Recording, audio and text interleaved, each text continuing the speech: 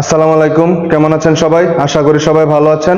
আমি মোহাম্মদ নাইমুর রহমান নাইম, প্রতিষ্ঠাতা পরিচালক প্লান্টারাম আইসিটি। আজকে আমি আপনাদেরকে এইচএসসি আইসিটির তৃতীয় অধ্যায়ের সংখ্যা পদ্ধতি ও ডিজিটাল ডিভাইসের ময়মনসিংহ বোর্ডের বোর্ড প্রশ্নগুলো সমাধান করব। ডিজিটাল ডিভাইস থেকে আমার প্রশ্নটা কি আসছিল? ডিজিটাল ডিভাইস থেকে আমার প্রশ্নটা আসছিল প্রশ্ন নাম্বার 5 এ এক্স এর একটা ভ্যালু দেওয়া আছে। এক্স এর ভ্যালুর উদ্দীপকে প্রদত্ত লজিক ফাংশনটির সত্যক সারণী তৈরি করতে বলছে প্রথমে গ নম্বরে, এবং ঘ নম্বরে উদ্দীপকে প্রদত্ত ফাংশনটির সরলীকৃত মান শুধু নর গেট দিয়ে বাস্তবায়ন করে দেখাতে বলছে। আচ্ছা, প্রথমে যে গ নম্বর প্রশ্নটা আসছে, এটা শতক সারণী মোটামুটি আমরা যারা একটু একটু করছি তারা সবাই পারি। এই যে আমি শতক সারণীটা দিয়ে দিছি, তোমরা পজ করে শতক সারণীটা তুলে নিতে পারো। আচ্ছা, আমরা আনসার করব হচ্ছে মূলত ঘ নম্বরের প্রশ্নটা। ঘ নম্বরের প্রশ্নটাতে উদ্দীপকে প্রদত্ত ফাংশনটির সরলীকৃত মান শুধু নর গেট দিয়ে বাস্তবায়ন করে দেখাতে বলছে।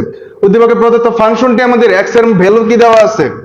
x ইকুয়াল দেওয়া আছে a bar bc plus a b bar c plus ab। এই যে এই ভ্যালুটাকে আমার প্রথমে সরলীকরণ করতে হবে। সরলীকরণ করার ক্ষেত্রে আমি দুই ভাবে এই ভ্যালুটাকে সরলীকরণ করতে পারি। আমি প্রথমে একটা নিয়ম দেখাইতেছি। একটা নিয়মের ক্ষেত্রে হচ্ছে a বার bc প্লাস, এখানে আমার কি কমন যাইতেছে? এখানে আমরা কমন নিতে পারতেছি a কমন নিলে থাকবে b bar c plus b, a bar bc plus a into, এই জায়গায় b বার c প্লাস b কে আমরা যদি সহায়ক উপপাদ্য করি তাহলে আমরা মানটা কি পাই? b বার প্লাস b, আরেকটা মান কি পাই? b plus c। এখানে আমরা কি করছি? সহায়ক উপপাদ্য করেছি, সহায়ক উপপাদ্য। ঠিক আছে, তাহলে আমরা পরবর্তীতে কি পাই?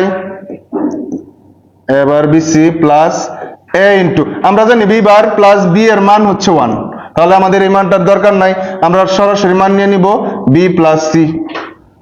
আবার a bar bc plus a into ab plus, এখানে আমরা লিখতে পারি ac, দুইটাকে গুণ করে দিলাম। আবার এখানে আমরা কি কমন নিতে পারি? আমরা b কমন নিতে পারি। b কমন নিলে কি থাকবে? a bar c plus a plus ac। আবার আমরা b ইনটু, আমরা এখানে যদি আবার সহায়ক উপপাদ্য করি, সহায়ক উপপাদ্য করলে আমাদের মান কি আসতেছে? a bar plus a into a plus c plus ac। আমরা জানি এটার মান হচ্ছে 1, সেহেতু আমরা শুধু রাখবো কি? b into a plus c plus ac। এখান থেকে আমরা কি পাই? ab plus bc plus ac। আমরা আরেকটা পদ্ধতিতে এটা বের করার নিয়ম বলছিলাম, দেখা যাক আরেকটা পদ্ধতি কিভাবে আমরা বের করব। আবার মানটা লিখি, a bar bc plus a b bar c plus ab।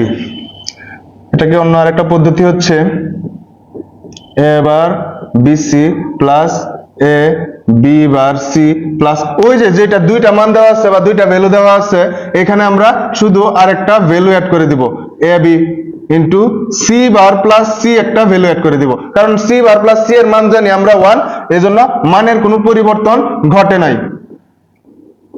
পরবর্তীতে আমরা পাই ab বার c plus plus ab c বার একটা মান পাই প্লাস ab c একটা মান পাই।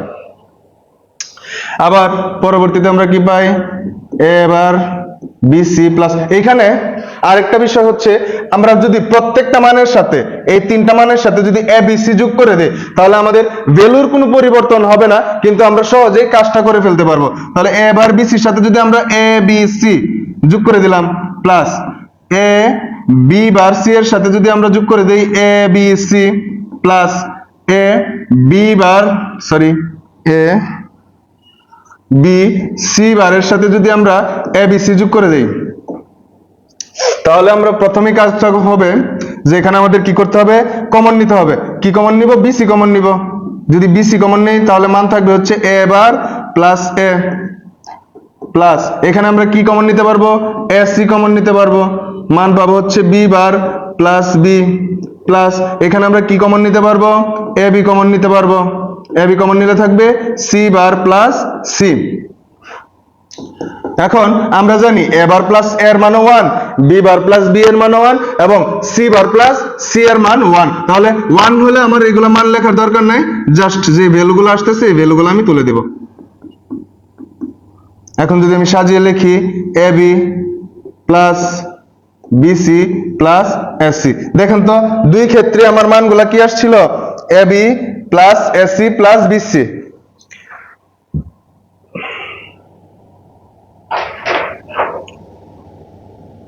এখন এই মানটাকে আমার কি বলছে, যে সরলীকৃত মানকে শুধু নর গেট দিয়ে বাস্তবায়ন করে দেখাও। এখন এই মানটাকে যদি আমি নর গেট দিয়ে বাস্তবায়ন করতে যাই, নর গেট দিয়ে বাস্তবায়ন করার জন্য প্রথমে আমাদেরকে একটা ডাবল বার তুলে দিতে হবে, কারণ সবগুলোকে আমার যুগের মাধ্যমে নিয়ে আসতে হবে। যুগের মাধ্যমে নিয়ে আসার জন্য প্রথমে A B double bar plus BC double bar plus AC double bar পাইলাম। তারপরে আমরা এখানে এগুলারে যদি বার ভাঙাই, A bar plus B bar whole bar plus B bar plus C bar whole bar plus A bar plus C bar whole bar. প্রত্যেকটা মান আমার যুগের মাধ্যমে এসে পড়ছে। এখন যদি আমি একটা ডাবল বার তুলে দিই তার উপরে, তাহলে আমার প্রাপ্য মানটা আমি পেয়ে যাব। এখন আমি এটাকে নর গেট দিয়ে বাস্তবায়ন করতে পারবো। নর গেট দিয়ে বাস্তবায়ন করার জন্য প্রথমে আমাকে নিতে হবে এর ভ্যালু, এর ভ্যালু থেকে আমাকে নিতে হবে এ বার, বি নিতে হবে, বি থেকে আমি নর গেট দিয়ে নিতে হবে বি বার। অবশ্যই এগুলাতে নর গেট ইউজ করার চেষ্টা করবেন। সি বার, তাহলে এ বার, এই যে এ বার বি বার, অবশ্যই নর গেট। নর গেট দিলে আমি এখানে মান কি পাইতেছি, A bar plus B bar whole bar.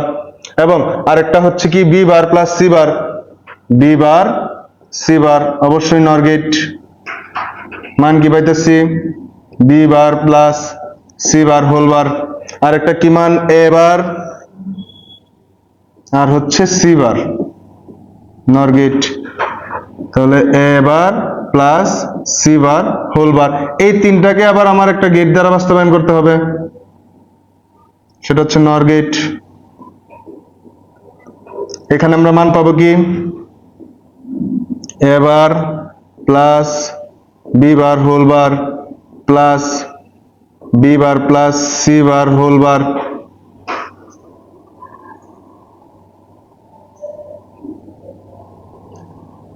C bar whole bar plus A bar plus C bar whole bar.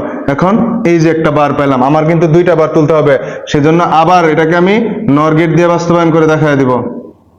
এই যে নর গেট দ্বারা আবার বাস্তবায়ন করলে আবার আরেকটা বার উঠে যাবে। তাহলে A bar plus B bar whole bar plus B bar plus C bar whole bar plus A bar plus C bar whole bar, এই যে ডাবল বার চলে আসছে। তাহলে এইভাবে আমরা উদ্দীপকের ঘ নাম্বারের যে প্রশ্নটা আছে এই প্রশ্নটার সমাধান পেয়ে গেছি।